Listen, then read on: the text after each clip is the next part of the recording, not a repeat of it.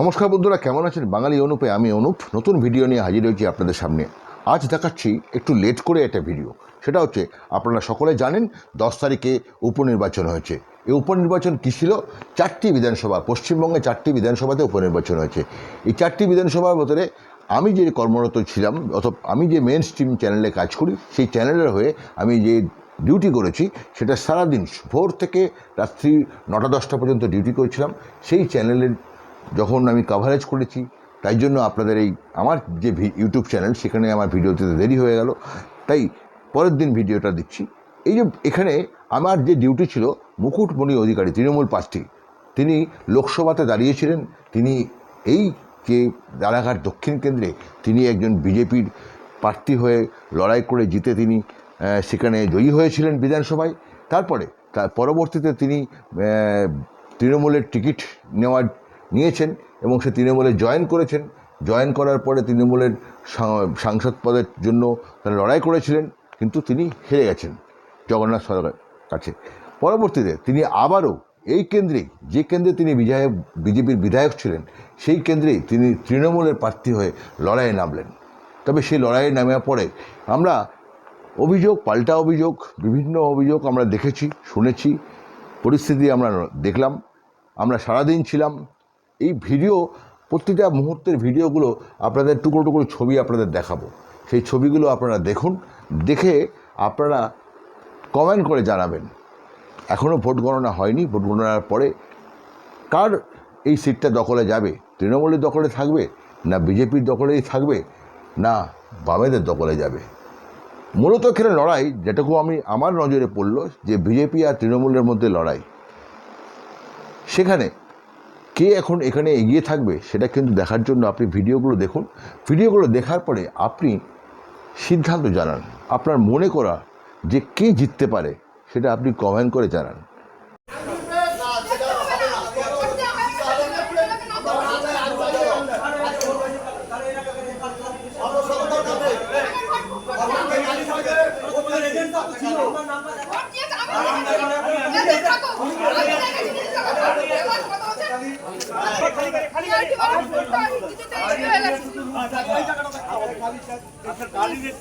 Vote দিলে হাতে নাম কাটানো, ভোট दी ভোট তোমরা কি করবে? एक एक आदमी दो वोट डाल रहा है, ऐसा क्यों?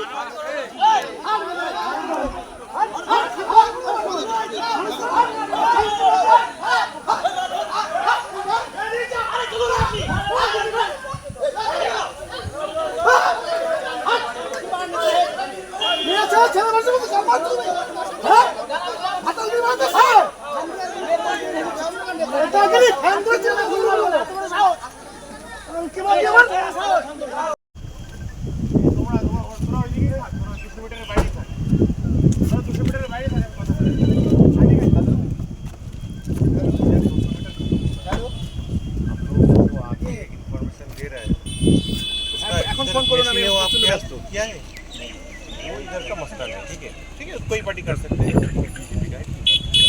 200 मीटर का तो बैठ सकता है। आप लोग जाके ऐसे ही लाठी चार्ज करेंगे तो कैसे?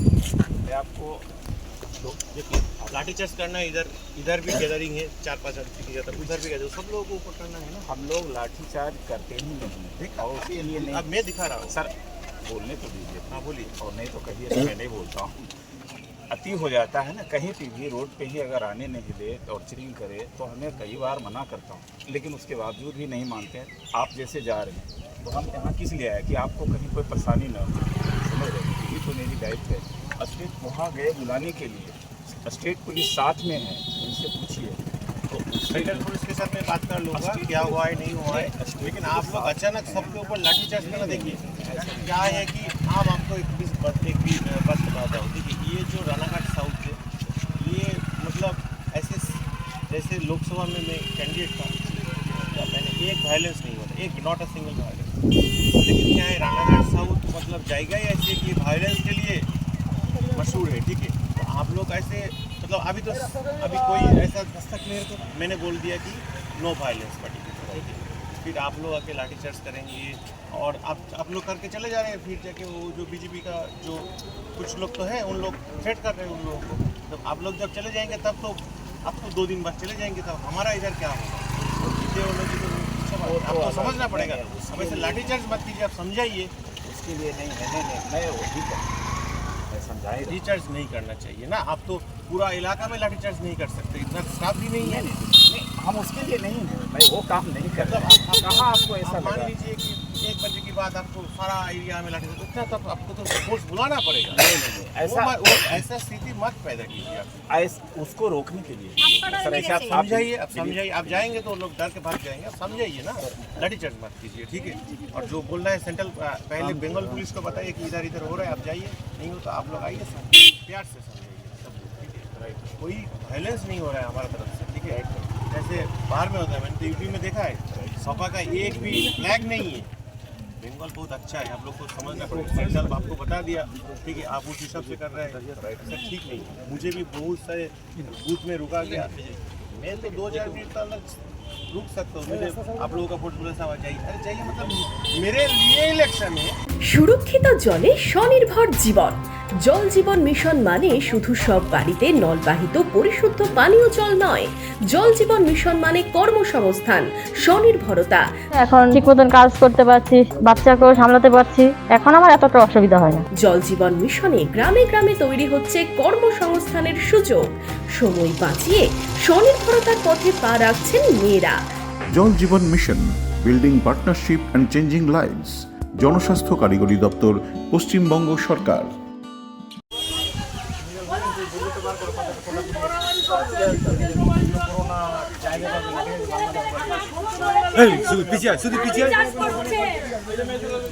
ইনি সবাইকে ধমকাচ্ছেন যে ভাই তৃণমূল কংগ্রেস করলে বেশি নিয়ে আমরা রাত্রিবেলা গিয়ে মারবো।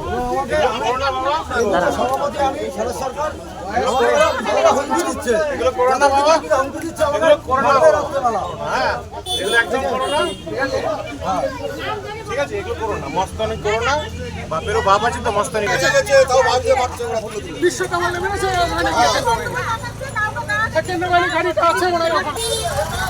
বিজেপির দালাল কেন্দ্রীয় বাহিনী, তারা শান্তিপূর্ণভাবে টেন্টে বসা তৃণমূল কংগ্রেসের আমাদের কর্মী সমর্থক নেতৃত্বদেরকে মারধর করছেন। এবং এখানে আপনাদেরকে দেখালাম যে বিজেপির একজন ক্রিমিনাল বসে আছে, সেই কাজগুলো করছে। দুর্ভাগ্যজনক, অত্যন্ত দুর্ভাগ্যজনক। রানাঘাট দক্ষিণ বিধানসভার বিভিন্ন জায়গায় বজরং গেরুয়া জঙ্গিরা এসে টেরোরিজম চালাচ্ছে এবং সেই সঙ্গে সঙ্গে কেন্দ্রীয় বাহিনী গুন্ডা বাহিনীকে পাঠিয়েছে। তারা 200 মিটারের বাইরে শান্তিপূর্ণভাবে টেবিল খাটিয়ে কেউ বসে থাকলে তাদের উপরে সে অত্যাচার করছে, নির্বিকারে লাঠিচার্জ করছে, বাড়িতে যাচ্ছে। এর বিরুদ্ধে আমরা প্রতিবাদ জানাই এবং আমরা প্রশাসনের দৃষ্টি আকর্ষণ করছি এবং এসপি দৃষ্টি আকর্ষণ করছি যে এই ধরনের অসভ্যতামিকে বন্ধ করতে হবে। এটাকে কত নম্বর বুথ? নোকারি 172 নম্বর বুথ। এখানে বিজেপির কিছু গুন্ডা রয়েছে, তারা নিজেরা মেশিন নিয়ে ঘুরে বেড়াচ্ছে এবং এখানে সেন্ট্রাল ফোর্সের গুন্ডাদেরকে, সেন্ট্রাল ফোর্সের বাহিনী যারা আছে তাদেরকে ডেকে নিয়ে আসছে। 200 মিটারের বাইরে এসে কেউ শান্তিপূর্ণভাবে কোথাও বসে থাকলে তার উপরে লাঠিচার্জ করছে। অত্যন্ত দুর্ভাগ্য। বুথে 15 নম্বরে অভিযোগ, পরিবারের অভিযোগ, বাড়িতে একটা এজেন্টের বাড়িতে ভাঙচুর করা হয়েছে রাত্রেবেলা এবং তাকে ভয় দেখানো হচ্ছে এবং বাড়ির সামনে দুরান গুলি চালিয়েছে এবং পরিবার থেকে বলা হচ্ছে যে এরা তৃণমূল আশ্রিত দুষ্কৃতী। এরকম কোনো খবর নেই, অবাধ শান্তিপূর্ণ ভোট হচ্ছে। রানাঘাট লোকসভার ক্ষেত্রে আমরা নো ভায়োলেন্সে বিশ্বাস করেছিলাম, এবারও তাই। আমাদের তরফ থেকে নো সিঙ্গেল ইনসিডেন্ট। আমি যতদূর শুনেছি, যা অভিযোগ এসছে আমার কাছে, রাত 1টা-1:30 পর্যন্ত এবং সকালবেলায়ও এত ফোন এসছে যে আমি ফোন ধরে উঠতে পারছি না। বিভিন্ন জায়গায় ইউপি, বিহার থেকে বজরং দলের গেরুয়া জঙ্গিরা ঢুকেছে। তারা আমাদের যে গড়গুলো আছে তৃণমূল কংগ্রেসের ভোটার, সেখানে গিয়ে রাত্রিতে ধমকাচ্ছে, চমকাচ্ছে এবং বিভিন্ন রকম সন্ত্রাসের বাতাবরণ তৈরি করছে যাতে বেরোতে না পারে। আমার মনে হয় আপনারা যে ঘটনাটা বলছেন বা দু একটা গদি মিডিয়া যেটা দেখানোর চেষ্টা করছে, সেটা বিজেপি নিজেদের তৈরি করা ঘটনাটাকেই প্রোপাগান্ডা করার তৈরি হচ্ছে। যেমনভাবে যেমনভাবে পশ্চিমবঙ্গকে দ্বিতীয় কাশ্মীর হিসাবে বিজেপি সারা ভারতবর্ষে হিন্দি বলায় পোর্ট্রেট করতে চেয়েছিল যে হিন্দুদের উপরে প্রচণ্ড অত্যাচার হচ্ছে, একই রকম ঘটনা আপনাদের তরফ থেকে আজও দেখানো হচ্ছে।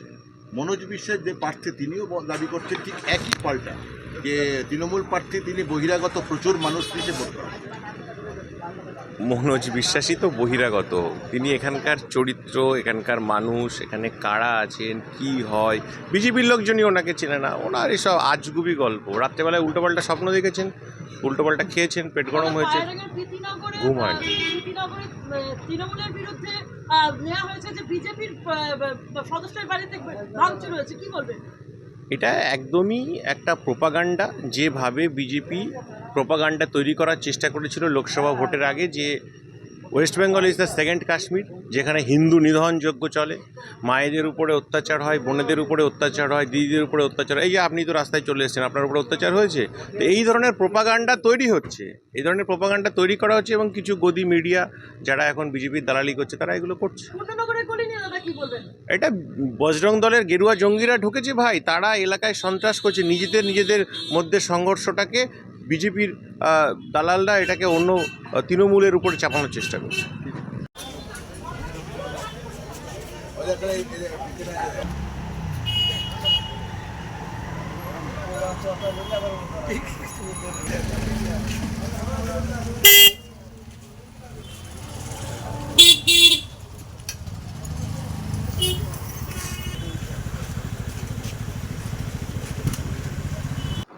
তবে বন্ধুরা, ভিডিওটা কেমন লাগলো? আপনাদের সব ধরনের ভিডিও আমি আমার এই চ্যানেলে দিয়ে থাকি। অবশ্যই ভিডিওটা পছন্দ হলে বা ভিডিওটা আপনার মনের পছন্দ হলে আপনি এটা লাইক করুন, এটা কমেন্ট করুন এবং পরিচিতদের শেয়ার করে দিন। Thank you. অবশ্যই ভালো থাকবেন। সকলকে আরও একবার শুভেচ্ছা জানাচ্ছি ইউটিউব চ্যানেল আমার বাঙালি অনুপের তরফ থেকে।